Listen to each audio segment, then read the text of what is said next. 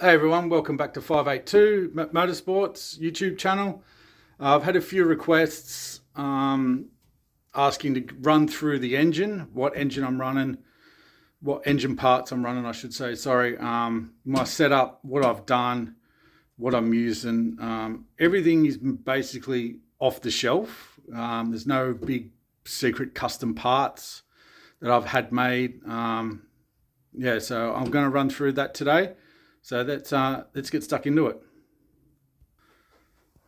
So first up, cams, Papa Cams out of England. There was two companies I could use that still made cams for these. Being 2003 model, there's not a great deal available. Back in the days, you could try and run YEC cams. Graves Motorsports done cams for them. I think APE still will do a cam for it, but you have to send them yours and they regrind them. I think they're actually a webcam, so and not the naughty type, but they get sent out, they get regrinded, re-welded, and the lobes regrinded. So, but these are all brand new steel billet cams. So they're a brand new off-the-shelf cam. Part numbers for anyone interested. That's the part numbers. Again, nothing. They weren't custom ground for me, so anyone can use these cams. There's also Kent Cams in England. Both companies are in England. This is the one I went to go with. I spoke to them pretty extensively via email. So this is their spec. This is like their full race cam. So that's what we're running. Only thing I've really had to do is just check the cam cap clearances to the billet, and that's all I've had to do with those. So all the original cam gears bolt onto those. I am running, so you can use the standard gears, but you're not going to be able to dial the cams in best as possible. So I have APE adjustable cam gears. I had these years ago running in the bike. So they'll go back on. They're a good gear. As far as I know, APE, these are still available. Like I was saying, it's a 2003 model. So the stuff that was available when I was first running this back in 2007, the bike was only 4 years old. So stuff was readily available. Now it's kind of getting a little bit harder to find stuff.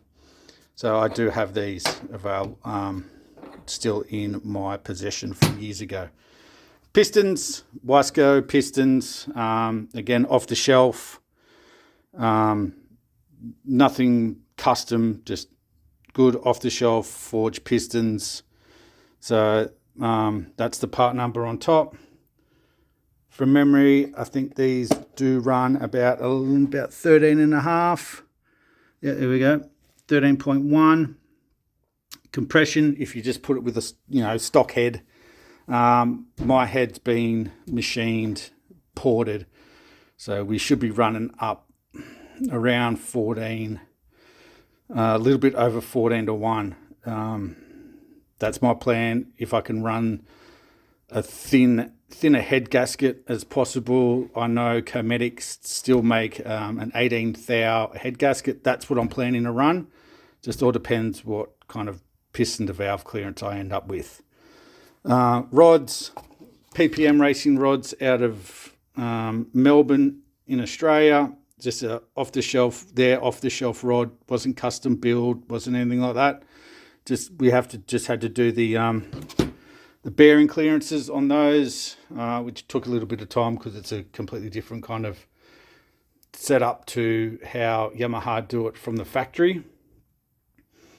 Good ARP rods in them, so probably will handle more power than what I'll be making. But at the end of the day, they were still a set of good rods. These PPM rods were the same price as buying a brand new set of standard OEM pistons. Moving on to the head. The head is stock OEM, nothing out of the ordinary. We're not talking billet race heads, Vance and Hines heads, anything like that. Standard head, it's got APE springs in it, so a race spring to handle the bigger cams. I had these left over when I'd done years ago when I was building it for nitrous. I believe if you look on the site, I don't think the Piper cams say you have to run the bigger springs, but I've got the bigger springs. I had them, so that's why they're in there.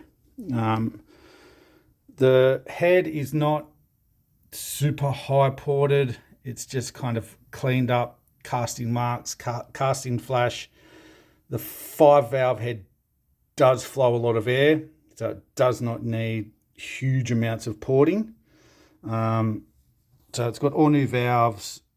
I've blended all the valves. They've done some cleanup on the chambers. The head has been decked, so it is pretty low already. So hopefully with the thin head gasket, we can get that compression up around 14 to 1. Hopefully maybe a little bit over. So yeah, nothing super out of the ordinary. Just a set of springs, still running. Buckets and shims for the Yamaha. That's about it. It's like, again, it's just basic cleanup port work. Didn't hog them out, didn't go crazy. It's just a good, just basic cleanup of all the ports. Move on to the block. We're running APE cylinder heads, which were APE R1 cylinder head, made for the R1 back in the day. Could still be available, I don't know. I've had them for years, so they're going back in. Standard crank steel, so it's a good strong crank. Studs for the bottom end. Now, this might blow your mind, guys. Hayabusa APE studs. So the stud is a little bit longer than the original ones. Original had bolts in them, so these got studs in it from when I was building it for nitrous. So had them, going to run them. The only thing we had to do was get this big, thick ARP washer, as the shoulder did come a little bit out through the block. So to cover that up, so we could bolt down properly, we just had to run an ARP washer. I think it's about 120 thou thickness, off the shelf washer. So everything on this engine, if you guys want to, do something, is all redoable. I haven't done anything custom.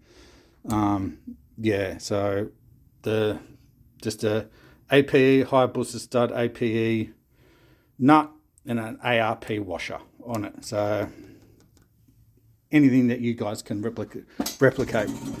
Clutch wires, standard clutch basket, standard Yamaha plates. Just the cast basket. You could get them years ago. You could get Hayes Machine Works were doing a billet basket for them when they were, when it was popular. Being old now, that stuff's not available anymore. I have approached them to maybe do one. Just kind of tossing up if I do it or not. You can't buy the OEM clutch basket anymore. It's NLA from Yamaha. So it's going to be a matter of kind of trying to find good second-hand clutch baskets. Like anything, they do wear in here, the clutch plates will notch in there, being a cast basket. So it's just something you have to worry about if your clutch is starting to grab a little bit. Pull your clutch basket out, and if it's got notches in there, pretty significant notches, the plates won't separate and they get stuck. So if you're having clutch issues, maybe give that something to look at. Even for you road bloke guys now, if you're not racing, the Barnett, that's it, the SR3, the Barnett pressure plate conversion is a worthwhile mod doing, even if you're riding on the road. Get away from the diaphragm spring. I know guys did run 2 diaphragm springs back in the day. That was a kind of cheap mod to get a bit more spring pressure. The Barnett one, from memory, comes with 3 light springs and 3 heavy springs. Some guys ran 3 light, 3 heavy springs because the clutch, if you're just road riding it, it did give you a bit more heavier feel on the clutch. But if you're going to do some racing, even if you're on the street, I would just run the 6 springs. It's not super heavy, so it's not really something to worry about. But I just run standard OEM plates in it, both friction and the steels. I've never ran anything else. I spoke to a few guys in America on an R1 forum years ago, and guys have tried carbon clutches, they've tried Kevlar, and everyone was just saying just use the standard plates. The standard plates are the best. Gearbox, again, OEM, nothing special, no different gears. The only thing this has been done is it's been undercut in the dogs and on the gears. Yamahas are notoriously weak in second gear, especially the 03. I do know this for a fact, as I did blow a gearbox and it did push it out the side of the block. So yeah, just undercut gears. Yeah, that's basic.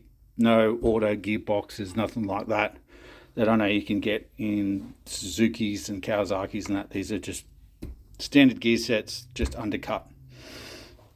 Fuel system wise, we'll be running, put some light here. Now these are not standard. This is probably the only thing that's kind of really been custom wise, are the stacks.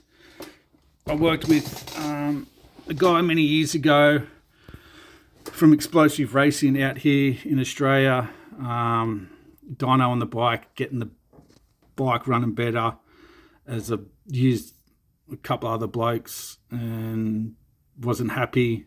Got onto this bloke and we spent a day and a half tuning the bike, dyno on the bike. I had the cams degreed by another company and the bike went worse, so he redone the cams. We dynoed it, played around with the stacks. Now originally I just had Graves Motorsport stacks on it from America. They're no longer available, but we ended up we don't run an airbox on this. So we've found that this length little stack gave us the best results power wise and torque wise. So we started with a longer stack and then worked our way down until the point where we stopped making power, and then worked our way back up. So if you want to know the height, shoot me a message. I'll measure it for you. I don't have a ruler handy, unfortunately. The bell mounts, I don't know where they come from. The guy had them in stock. They're saying the guy's not around anymore, but so I don't know the bell mounts. But yeah, so that's what we come up with. I've changed the fuel system a little bit. We're going to get away from the standard fuel pressure regulator. So this does have slide stops in it. So as you can see, there's no slide, no vacuum slide in this. There's got slide stops in it. When you bought the slide stops back in the day, you had a little bung that went into the fuel rail to raise the fuel pressure. I've gone away from that because it was kind of, I wanted a bit more control. So this is actually a fuel rail adapter for a Subaru, for a WRX. It's an Aeroflow, that's the part number. But there's a lot of companies making the same fitting. When I was looking, I had to measure the hole centers and the diameter of internally. A lot of companies are making the same thing. Aeroflow is an Australian company. It's all kind of still made in China, but everything is these days. Injectors, we're going to have to go bigger injectors. I'm trying to work that out at the moment, what size. But yeah, that's kind of a discussion I'll have with the engine tuner. So they're saying that will give me, I can now run a different regulator. So I've got the little regulator I'm running.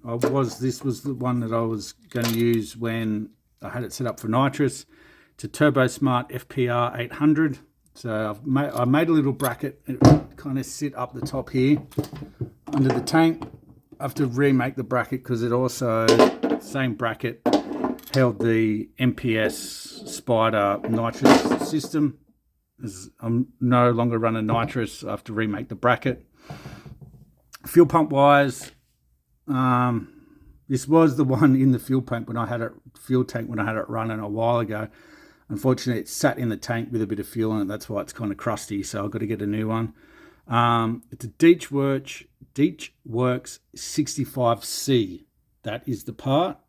You might be able to see the part number there, or the number that's on it. That's again out of a Subaru STI. Now it fits straight into the hanger in the fuel tank, the Yamaha hanger. It slides right in. It is a piece of piss to fit. The only thing I had to do was, there's some clips there that hold it in. So all I had to do for the Yamaha one is just grind those clips off. And I have seen recently, I've been looking to get a new pump. You can buy this pump without the clips. So if you're looking for something a little bit different or higher rating than your standard pump, that will fit straight in, no problem. Takes the fuel sock, the whole lot. So yeah, that'll go in the bin. But that's what the fuel pump I'll be running. So I can't remember how many litres per hour off the top of my head, but if you search Deechworks 65C, it'll tell you exactly what it is. As for tuning ability, old school PowerJet Power Commander 3, ignition module, multifunction hub. Now, these were the go back in the day. This one was just purely fuel, and this one is ignition. So I can control both power and fuel and ignition on these. The multifunction hub, that was going to be to help activate the nitrous, but you can't get these anymore. And this has been sitting since 2012. So my worry is, will these still work when I eventually get it all back together and power it up? Now, I've spoken to DynoJet in Australia, Serco, who brings them in. You can still get what they call the Power Commander 6 now, but the Power Commander 6 only does fuel. It doesn't do any ignition. So if these don't power up, it looks like I'm going to have to go standalone. But hopefully these stand up, because going standalone ECU like a Howtech or a Fuel Tech, I've even looked at ECU Master. I've kind of been speaking to a few people about if these don't work, what's the go-to. Hopefully these, because if these work, if they don't, you're looking kind of $5,000 for a standalone ECU system. By the time you buy the computer, a screen, and all the stuff that needs to come with it. I want to run an O2 sensor on it. So hopefully these stand up and they power up. So fingers crossed for that one. So that's the run through of the motor. Pretty much what happens with the motor. Rest of the stuff I've been flat out kind of working on. All the suspensions, all the bearings have been redone in it. Wheel bearings, steering bearings. I've rebuilt calipers, master cylinders, front and back master cylinders, all that kind of stuff. It's all now sitting on a bench, ready to go back on. Suspension goes away in a week or two to get just a straight service. I'll speak to the guys out at Technic if they think there's anything upgrades that they think I should do. They're saying the suspension was done was a long time ago. So if there's anything they kind of go, look, let's upgrade this. There's some kind of new parts out. We're going to go for it. besides that, it's kind of, everything's kind of sitting here ready and waiting. I have to get the suspension out before I can start reassembling everything. As you can see, the frame's kind of on the side, ready to go. So once I get the suspension done, I can then start reassembling everything. Puts the swing arm back on, wheels back on, stuff like that. I've got to get tyres for it eventually. I think I'm going to run the Dunlop Dragmax. You can run a Shinko. I have run Shinkos in the past. I really didn't like them, so I'm going to give the Dragmax a go. Last time this was ran, a Michelin Power 1 was the kind of the go-to tyre, but that's no longer available. I do have an MT09 wheel that I got through City Coast Motorcycles. I'm going to see if that I can make it fit. It's going to take me build a new axle, but I'm hoping that it's a lot lighter than the standard wheel. So the first thing I'm going to do is get the discs off the standard wheel, get the tyre off, and weigh them both to see if there's any great significance. If they're much the same, it's probably not worth me going down that road. I have to make an axle, which I can do. I've got a lathe here. It's not a problem, but if they're the same weight, the only benefit I'm going to get out of it is maybe it's going to look a little bit better. So that's the kind of something I'm just trying to reduce the weight. At the moment, that's kind of it. Got a few little things I still need to do. You can see the list here. The stuff like getting a fuel pump to put in the fuel pump, so that's ready to go. We'll have a look. So kind of things to do, sort of, get a fuel pump for it. I'm still waiting for an oil pump bearing. I've rebuilt the oil pump and the water pump there, a combined unit, so that's ready to go. Waiting for a gearbox bearing. Suspension goes out to Technic. I've got to do the valve timing, the valve to piston clearance, the cam tunnel clearance. That's going to go out to a place called Ram's Head Service here in New South Wales. They're going to double check my clearances, and then they can hone the cam tunnel or a line bore it. There's a few different definitions of the same thing. So yeah, they're going to double check it for me, and then if it needs to be clearance, they can do it while it's there. A few things left to order. I've got to get some front brake lines. I need a new pressure gauge for the air shifter, the cam chain tensioner. I've got to get a fuel pump, fuel filler, fuel pump, oil pump. A couple of, I've got to sort out the head gasket. Order a few more genuine Yamaha stuff, but it's all it's coming along. Once I get the suspension back, I can throw it all in the bike and get the bike back to a roller, and then basically it's just the engine. Get that sorted. Once I do that, I can get the cam tunnel clearances done, the cams timed. I can then do piston to valve clearance and then sort out a head gasket thickness. So if I've got plenty of piston to valve clearance there, I'm going to run the 18th hour head gasket and try and get that compression up. That's kind of it for the moment. Give me a like and a subscribe. Any questions, drop me a comment, and I'll get back to you on that one. Have a good one. See you later, guys.